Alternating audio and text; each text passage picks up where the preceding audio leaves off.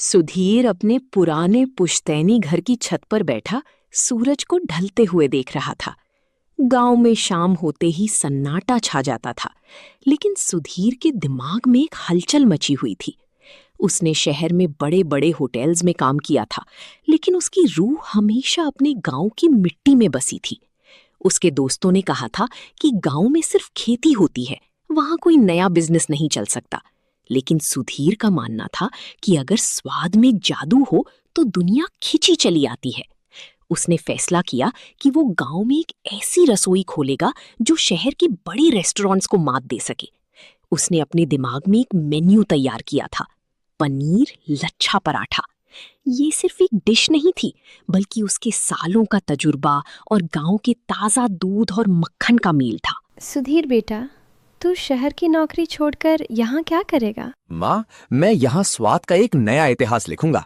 गांव के लोग अभी इस बात से अनजान थे कि उनके बीच एक ऐसा कलाकार आ गया है जो उनकी पुरानी रसोई को एक नया मोड़ देने वाला है। सुधीर ने अगली सुबह से ही काम शुरू करने का पक्का इरादा कर लिया था। उसके पास पैसे कम थे, लेकिन हौसला बहुत ज़्यादा था। उसने अपने घर के बाहर वाले छोटे से खेत के कोने में एक पुराने छप्पर को साफ करने का सोचा, जिसे वो अपनी पहली ढाबाशाला बनाएगा। रात भर उसे नींद नहीं आई। बस सही पनीर लच्छा पराठा की पराठे उसके ख्यालों में घूमती रही। सुधीर ने अपने पुराने घर के बाहर एक लोहे का मजबूत ठेला बनवाया। लोग उसे देखकर हैरान थे कि इतना पढ़ा लिखा लड़का जो शहर में बड़े होटल में था, अब सड़क पर ठेला लगाएगा। सुधीर ने उनकी बातों पर ध्यान नहीं दिया। उसने अपने ठेले को बहुत साफ सुथरा रखा। उसने तंदूर की जगह एक बड़ा लोहे का तवा और एक छोटा चूल्हा सेट किया। पहले दिन उसने सुबह से ही तैयारी शुरू कर दी।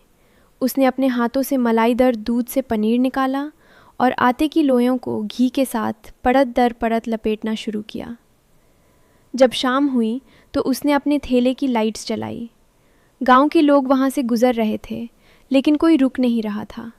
सब दूर से देखकर निकल जाते।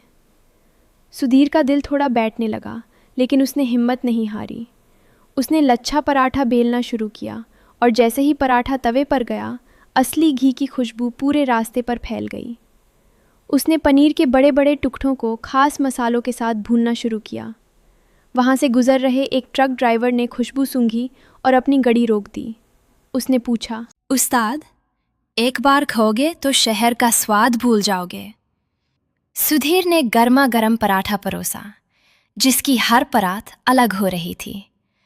ड्राइवर ने पहला निवाला लिया और हैरा रह गया। उसने एक के बदले 3 पराठे खाए और जाते जाते कहा, भैया, कल मेरे और भी साथी आएंगे। सुधीर के चेहरे पर मुस्कान आ गई।